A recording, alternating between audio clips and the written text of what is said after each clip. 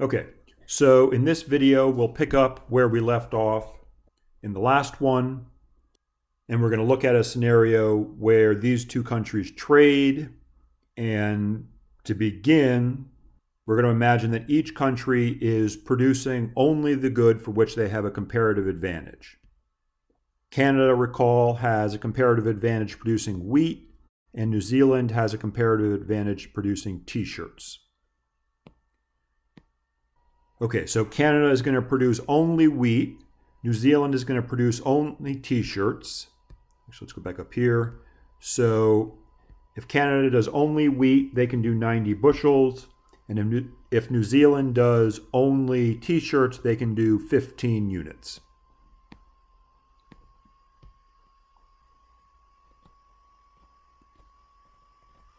Okay, now, as you can see here, they're going to trade 20 bushels of wheat for 10 units of t-shirts.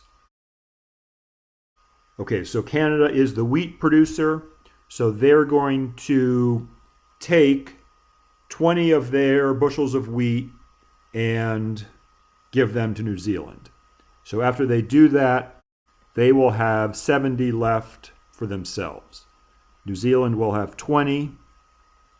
Then at the same time, New Zealand, which is the t-shirt producer, is going to take 10 of its units of t-shirts, give them to Canada, and keep 5 for themselves. Okay, so now what we want to figure out is, are they better off for having done this trade? And to figure that out, we need to go back to the production possibilities frontiers.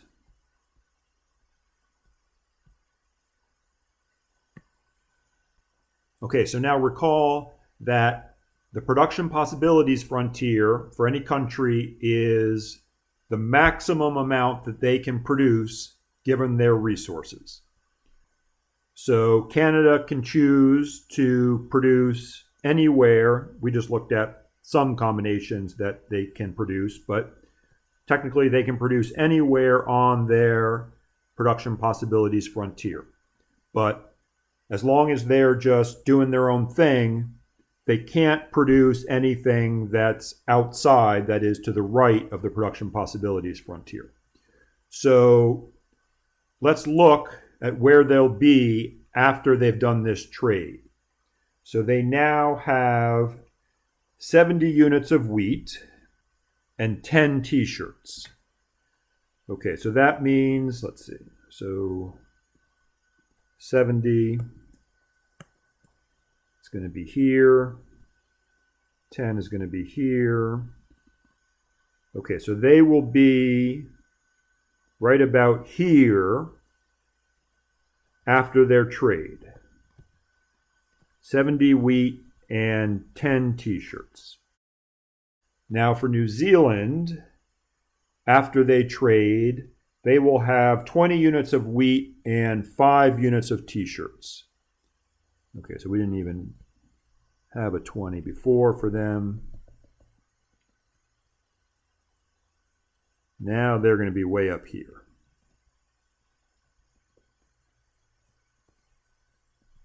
Okay, so what we see is that both countries, after they've done this trade, are able to consume a combination of these two goods that is beyond their production possibilities frontier. So therefore, both countries are better off. They have more of these two goods after the trade than they could produce on their own. So they've benefited from the trade. Okay, we'll stop there.